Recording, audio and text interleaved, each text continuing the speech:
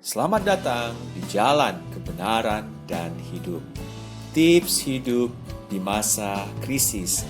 Ugahari artinya sederhana. Yang pertama, utamakan Tuhan. Carilah dahulu kerajaan Tuhan dan kebenarannya, maka semuanya itu akan ditambahkan kepadamu, apa yang kamu makan, minum, dan pakai. Setiap hari membaca kitab suci dan berdoa. Ketika membaca kitab suci, kita sedang mendengarkan Tuhan berbicara kepada kita, dan melalui doa kita berbicara kepada Tuhan. Yang kedua, gunakan akal sehat.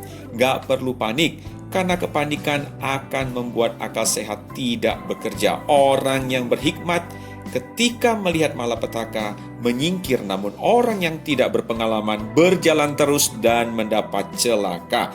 Orang bijak melihat krisis sebagai kesempatan. 3. Atur keuangan secara bijak.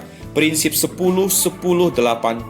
Bawalah 10% dari seluruh penghasilan kita sebagai persembahan ke rumah Tuhan di tempat kita beribadah. 10% berikutnya untuk tabungan. Di masa sulit seperti sekarang mungkin jumlahnya lebih sedikit, tetapi tetaplah upayakan untuk menabung supaya kita bisa menolong orang lain.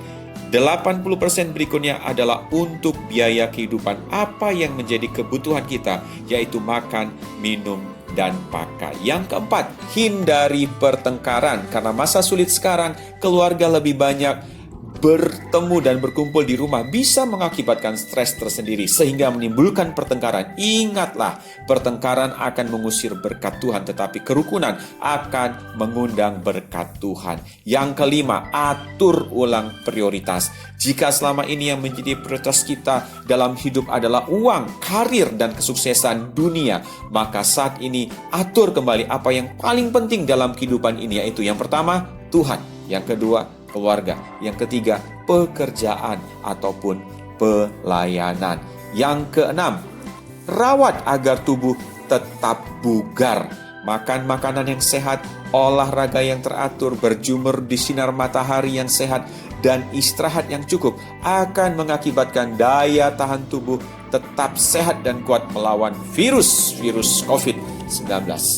Yang ketujuh, ingat menolong orang susah. Hidup yang bermakna, sukses yang sejati adalah hidup yang menjadi berkat bagi orang lain, bukan hanya bagi dirinya sendiri.